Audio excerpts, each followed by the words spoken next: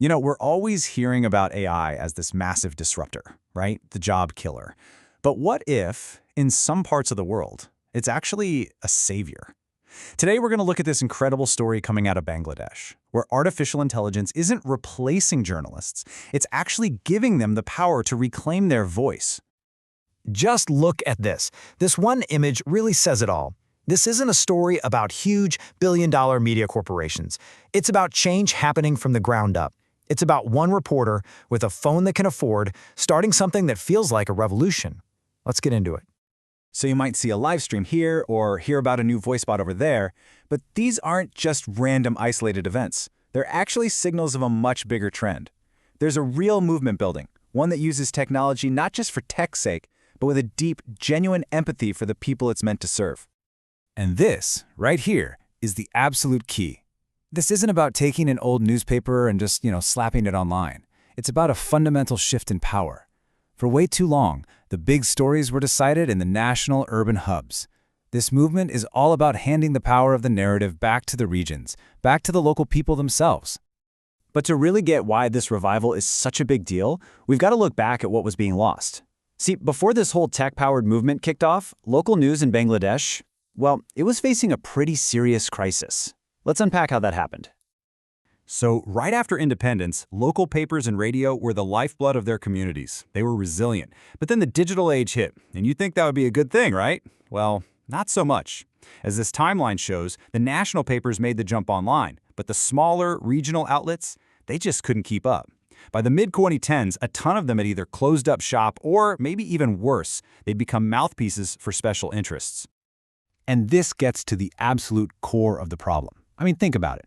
When you're totally dependent on one single sponsor for all your money, maybe it's a local politician, maybe it's a big business, can you really report the truth? Can you do it without fear or favor? That kind of real editorial independence, it became a luxury that most of these newsrooms just couldn't afford. Okay, so that's the grim picture. That was the crisis. But now for the hopeful part. This is where AI walks onto the stage. And not as some, fuzzy abstract idea, but as a very real, practical set of tools that directly fixes the problems we just talked about. This is all about restoration through transformation. Now, what's so cool here is how AI basically acts as a force multiplier. Just imagine you're a single journalist on the ground. AI transcription, that can save you hours of tedious work.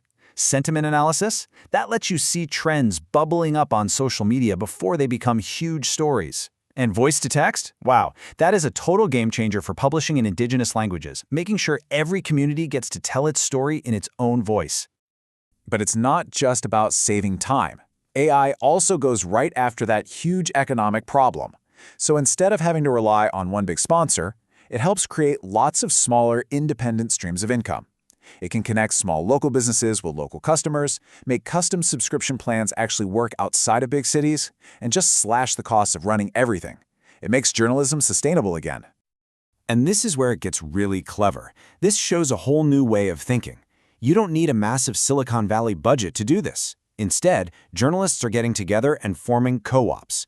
They pool their resources, share the cost of the AI tools, and that allows each and every one of them to stay independent. It's collaborative, it's smart, and it's actually working. So with these tools in hand, the goal isn't just to, patch up the old broken model. Nope, it's to build something entirely new. So let's fast forward a bit and imagine what this newsroom of the future could actually look like. I mean, just let that sink in for a moment. This isn't a static article you just read anymore. It's interactive, it's alive, it's unbelievably useful. It takes huge amounts of data and connects it directly to real, verified human stories, giving people information that actually impacts their daily lives. This is the kind of journalism as a service that AI makes possible. So how do we build this future? Well, it seems to rest on 4 key pillars. First, you have these decentralized networks of citizen journalists feeding in information from everywhere.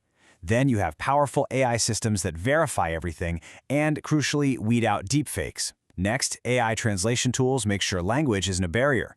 And finally, it's all delivered to you, the user, through these amazing interactive interfaces.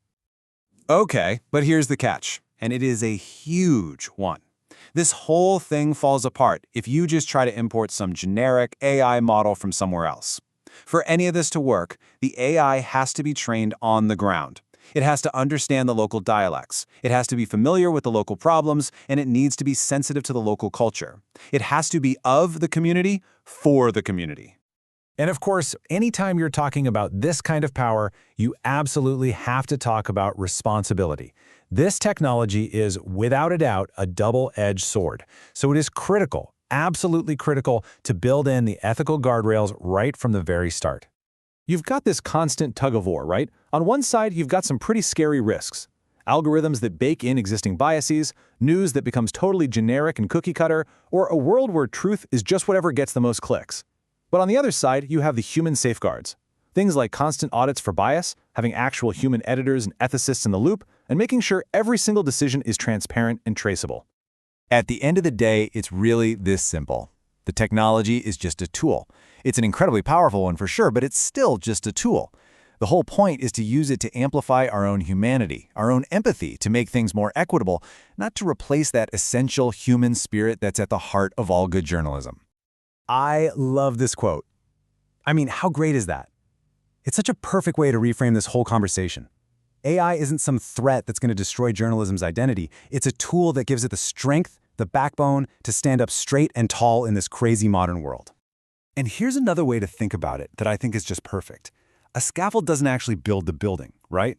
It just helps the builders do their job better, safer, and more effectively. And that's exactly what AI is for these reporters. It's a support structure that helps them reach stories and truths that before were just too far out of grasp. So when you put it all together, what's the vision here? Well, it's a new kind of local journalism, one that's rooted in real, lived experiences, not just fleeting hashtags. It's fueled by AI, sure, but it's always driven by a human purpose. And it's inclusive by its very design, built from the ground up so that every single voice has a chance to be heard. So that's where we are. This is really the question we're left with. The tools exist, the journalists are passionate, they're ready to go. And the stories that need to be told, they're out there, just waiting. The choice is right in front of us. Are we going to invest in this vision and empower these voices, or are we just going to stand by and let them get drowned out?